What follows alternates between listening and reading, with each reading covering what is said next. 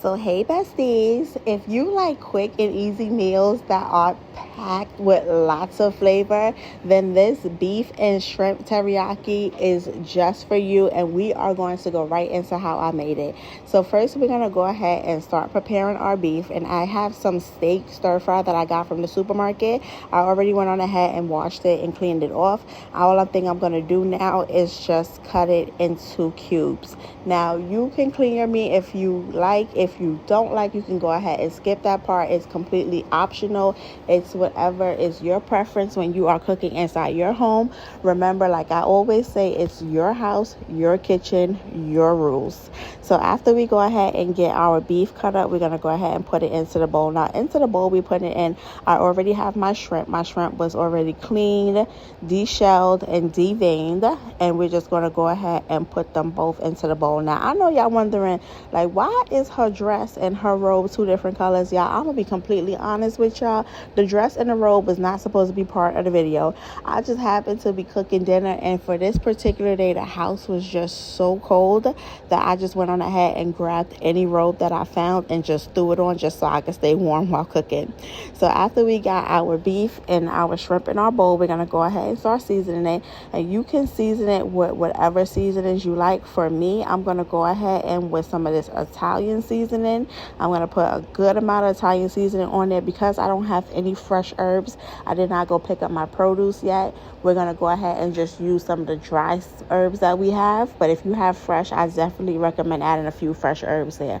After that, I went in with that roasted garlic because anything that's roasted garlic to me, I'm going to try it. I actually did try this and I recommend it. It's a 10 out of 10. So if you don't have it, go get it. We're going to go ahead and add in that smoked paprika because we grown, and make sure you don't use too much now because that smokiness will turn spicy. After that, we went on and had some of that chicken roasted in garlic seasoning as well. I'm telling y'all, anytime it's roasted in garlic, I'm gonna get it, I'm gonna buy it. It's my favorite. Went on ahead and put some of that on there too.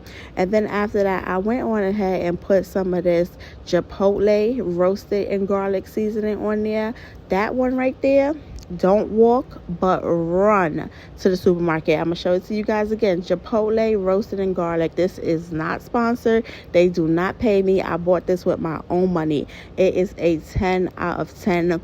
Don't walk but run and go get some. Now we're going to go ahead and mix all of this up, mix everything, make sure our seasoning is evenly coated. And because this is not cooked and we cannot taste nothing, we're basically depending on our sight and our smell to see if it is seasoned to our liking. If it's not, this is your time to add more seasoning. If it is, this is the time to put it in the fridge and let it marinate for a little bit. After our seasoning has marinated on our steak and our shrimp, we're going to go ahead and get a pan, put a little bit of olive oil in there, canola oil, vegetable oil, whatever oil you got. Put it in that pan, put your shrimp and your steak on there, turn it on high. I like to turn mine on high because I like a nice sear on it, and you know the steak and the shrimp is not going to take too long to cook, so you don't have much time to get it on there. So the higher the heat, the better chance of you getting that sear on there. And when I went on ahead, after a few minutes, flipped it over, and when I'm telling you about the sear, this is exactly what I'm looking for. How this piece has that nice crusty piece on it like this. That's what we're looking for on our steak and our shrimp. Well, that's how I like it. You can go ahead and do it whichever way your family prefers it.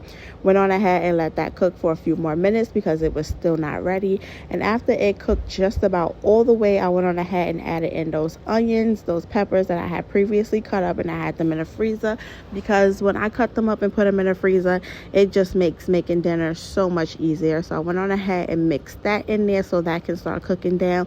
And I gave that just about a minute because remember, my heat is on high. It didn't take much time. After everything is cooked to my liking, I went on ahead and started to add in my teriyaki sauce. Now you can make your own teriyaki sauce or you can buy a teriyaki sauce, which what I did was I went on ahead and bought one. It's really easy to make one. I just didn't feel like doing it, so I went on ahead to the store and bought one. After I poured that teriyaki sauce on top, it was time to go ahead and start working on my noodles. So I got me your pot, boil some water, add some salt, and not too much salt because this has a lot of flavor already, so you don't want to overpower the dish with salt. And then I let my noodles cook to al dente, and then after that it was time to drain it. Once I drained my noodles and my beef and my steak was already ready, I went on ahead and put my noodles inside the pan so it can start absorbing some of that sauce. Add me a sprinkle of parsley on top because I thought I was fancy like that.